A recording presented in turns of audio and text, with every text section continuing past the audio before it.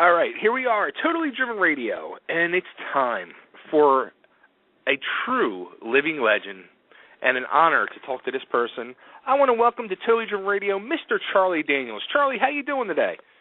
Well, gosh, that's such a glowing introduction. I don't know if I can follow that or not, guys. I'm doing good. How y'all doing?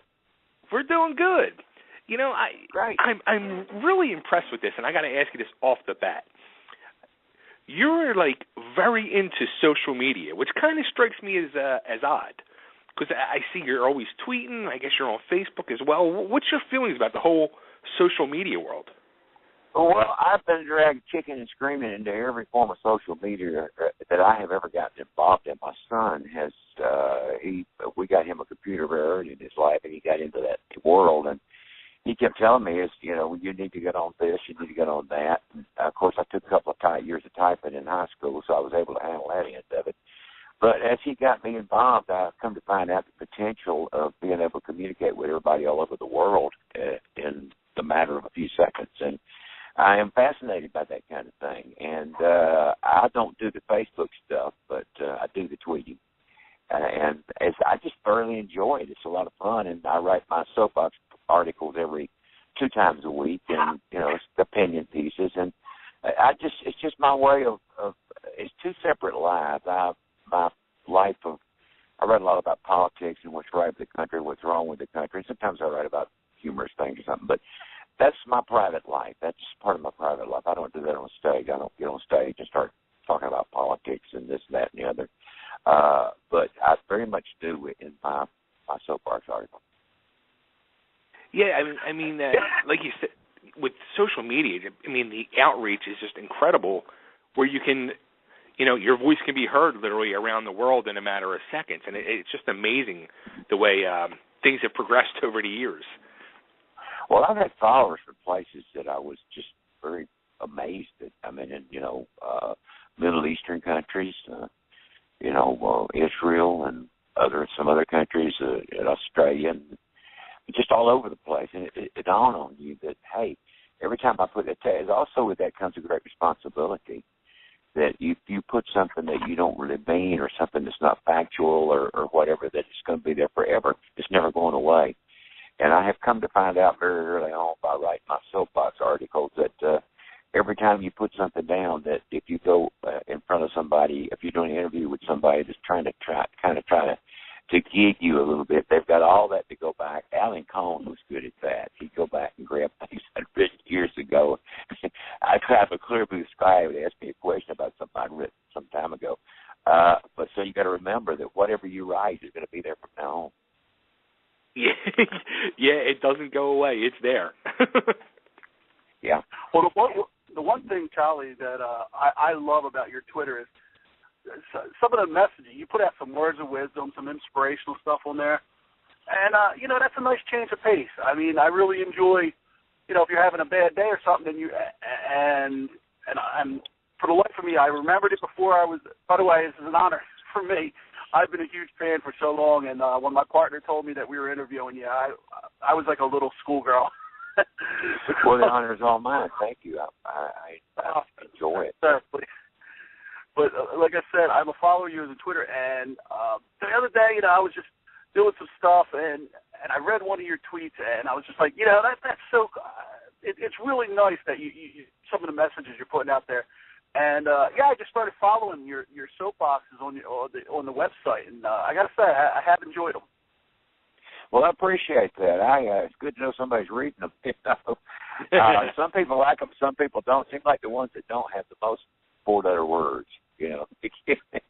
I've been called things I didn't even know existed. I don't think they do exist, actually. But that's cool. I mean, the great thing about it is it's America, and you can express your mind, and, it's the way it ought to be. I don't expect everybody to agree with me. Now, like we said about, with the world of social media, how it's evolved and everything, you've been in the music business for it's about 50 years now, correct?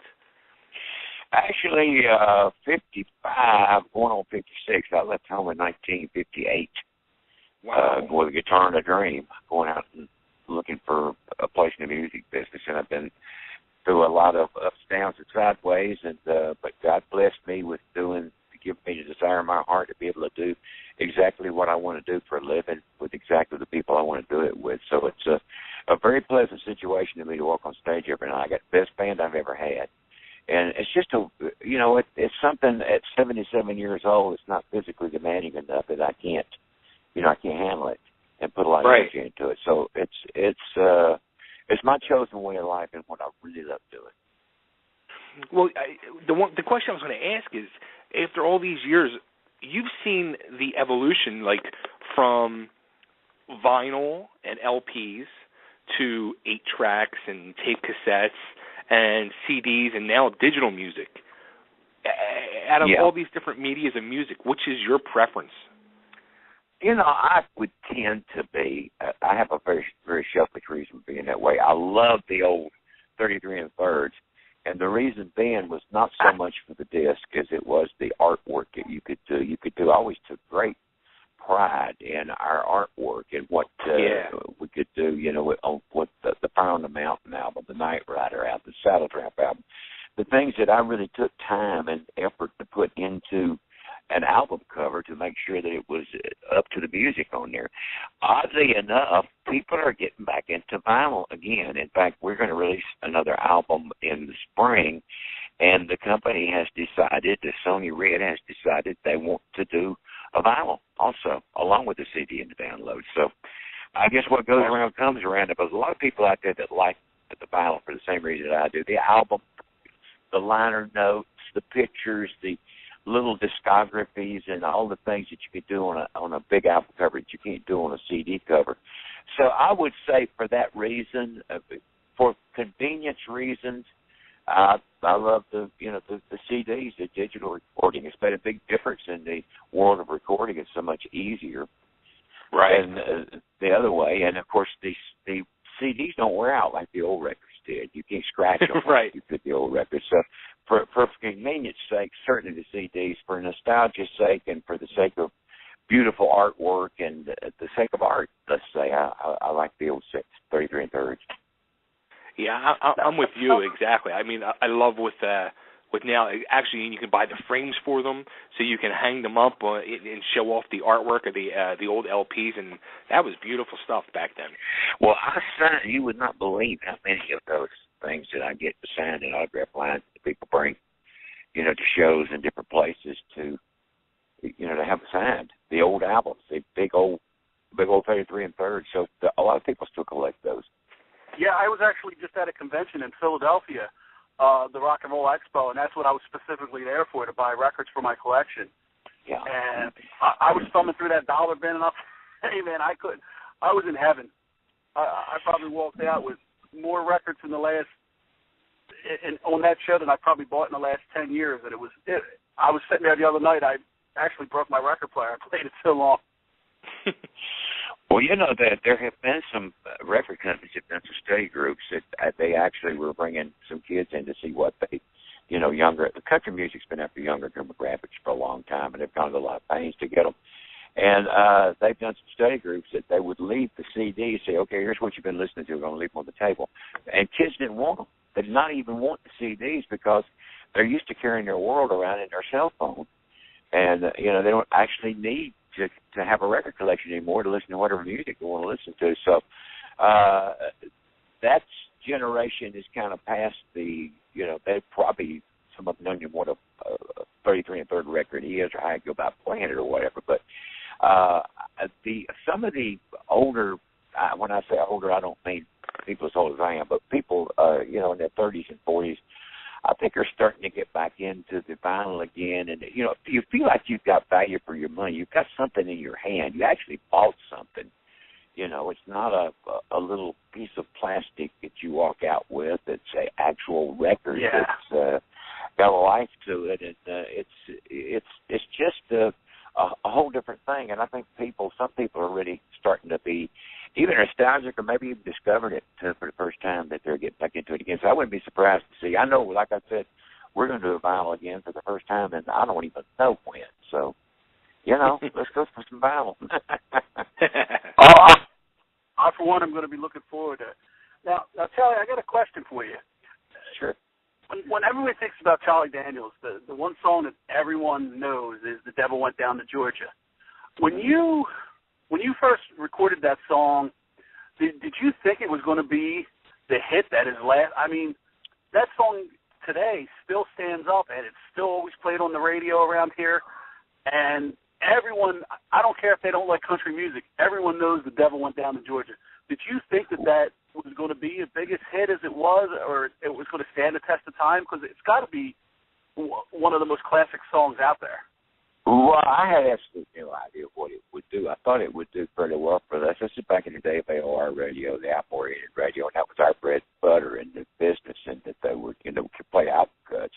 And I thought they would do good on the album cuts. And I had no, I didn't. I mean, they came out with a single and went bang, I had no idea that it would still be sitting here 30 some odd years after the fact, and we would still be, talking about this song, and that it's a must play every night when we do a concert, and it's my most requested song. No, I had no idea about that at all. It must really make you feel good to know that because a song like that doesn't come around too often, and I think it has a lot to do with the person who's playing it, because when you start going to town on that fiddle, I mean, that is a sight to behold. Well, I thoroughly enjoy, as I was saying earlier, I thoroughly enjoy what I'm doing. Of course, that's kind of our climax song. It's our signature song, and we put an awful lot into it. It's evolved a lot since the record. When you see us do it on stage, there's a lot of there's a lot of stuff in it that, actual extra music that we put in that we didn't do on the record. So it's a very much an alive song. If we come up with something new, if we stand on stage and come up with something new and it works, we'll put it back in the next night. So it is kind of evolved into a whole happening at the end of the night. Now, looking back over your career, what do you think are some of your proudest moments? Well, being put into the Grand Ole Opry and Musicians Hall of Fame, winning awards, and that sort of thing. But if you want to know what I am the most happy about, is keeping 30 people gainfully and steadily employed for the last 30 years, or actually over 30 years. I am so blessed. God has blessed me with the greatest people that take such incredible care of me. Many of them have been with me for over 30 years, some of them close to 40 years. And to have the same faces every night, to have the same people, it all comes down to trust. If I tell somebody I need something, it's done. If I call somebody and say I need, this needs to be done or that needs to be done, I don't have to make a second phone call. I don't have to worry that it's not going to happen, because it does. And my philosophy for hiring people is that if they can't do the job, you don't want them. If they can, then get back out of their way and let them do it. So, that's my philosophy. Just leave them alone. If you need me, call me. Otherwise, do your job. And they do. And everybody has a certain amount of autonomy in our outfit, and it's just a great way to work. And I thoroughly enjoy it. Now, you recently sang the national anthem at the Tennessee Titans game last month. Yeah, we were talking with we talked with a local country music star a few months ago, and we were asking her, is there a lot more pressure on to sing the national anthem than to sing one of your own songs? No, not to me. It's not. The only thing you got to do is you've got somebody answering you. You got your voice that echoes in a big stadium. You go, oh, say, and you go, oh, say. What you got to learn to do is just ignore that voice. You just go ahead and forge ahead and sing it. But no, it's no problem. I'm not ever nervous or anything about doing the national anthem at all. I mean, it's just something I know and something I know, and I do it very straight-laced. I don't put any frills or any kind of fancy stuff to it all. I just get up and sing it straight through the way I envisioned Francis Scott Key writing it. So, hey, no pressure from me.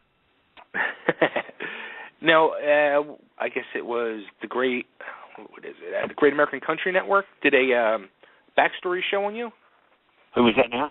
Oh, Great American Country. Yeah, they just did a did a show called Backstory, and I thought they did an excellent job of it. They did quite a few interviews and some people that worked with me and some people some artists that I've worked with and different people in the business over the years. Thought they did an excellent job. I was very happy with it. And that actually it debuted. I was going to say it debuted last week, and then it's airing again tomorrow, and then the next 3 days, the 4th, 5th, and 6th of December, and then again on Christmas it airs. Yeah, so we'll be able to check that out quite a bit. Yeah, they show it quite often. It's kind of a look into my life, personal and private, and of course it's an honor to me to be chosen for something like that. And guys, I'm gonna have to slide here pretty quick. I've got another phone call waiting I got to do. So okay. I thoroughly enjoyed talking to you guys, man. Let's do it again sometime. We got more time, okay? Absolutely. Oh, Can I just get you to cut a quick ID for us? Sure. This is Charlie Daniels, and you're listening to Totally Driven Radio. Hi, y'all. This is Charlie Daniels, and you're listening to Totally Driven Radio. Charlie, thank you so much. It was an honor. And, I'd love to do this again and have more time with you. We'll call Paula, the lady that set it up. And Merry Christmas and God bless. We'll talk again soon. Sounds Merry good. Christmas, You too. Charlie. Thank you. All right, everybody, there you go. The true living legend of country music, Mr. Charlie Daniels. What an honor that was, huh, Frank? Wow. Wow. I'm flabbergasted. Big smile. I got a big smile on my face, because I'll be honest, when we do these interviews, you never know what to expect. And when you interview someone that you've looked up to and you know his work and he just turns into everything that I expected him and hoped that he was, and just a great guy. And one thing I wanted to mention, I didn't get a chance to mention, he just received an award for all the stuff he does for the troops. Okay. He is a huge supporter of the military and the troops and everything they do, and he does a lot. And when I say a lot, I mean probably more than any artist out there. He is 100%, a patriot and supporting. And, one thing that really impressed me that he was talking about, Faye, was when he was talking about, his views, that he doesn't bring them on stage because he knows people just want to hear the music. Right. That's the guy that gets it. He gets it. He knows his fans. He knows that some people may not want to hear. Like, you've seen it. I've seen it. Too many times people want to take their views and they want to put them out there.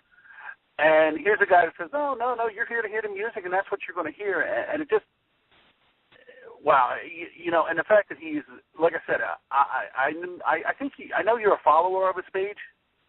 Yeah.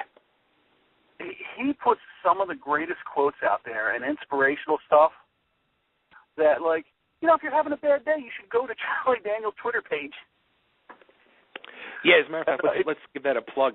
You can follow Charlie on Twitter at Charlie Daniels, and you can go to his website and get all the information and actually his tour dates. He's actually playing a show tonight, even though we're taping this on Tuesday and we're going to be airing this on our Thursday show. But he was playing tonight in, where is he? In South Carolina tonight. But then on December 7th, which I think is Saturday, he's down in Tampa at Charlie Palooza. And then next week he's out in California and then over to Vegas. And so he's getting around. If you get a chance, I have seen him live. When they play The Devil Went Down to Georgia, watch him. He's very energetic for being, 77 years old and he's still touring. But when that song comes on, it's almost like somebody gave him a whole bottle of Jolt. He starts getting on the fiddle bay, and it's literally mesmerizing to watch. I'll tell you what, too. I mean, the guy's 77 years old, and like you said, he's still touring around and still enjoying himself on stage, and the guy looks great for 77. And again, it's always good when somebody respects the fans, and you can tell he just loves his fans. He loves what he's doing. And, this interview was my pleasure. I'm glad I was a part of it. I'm glad you were, too. This one was for you, Frank. That was our Christmas present to you. So, all right, well, let's hop off and take a commercial break.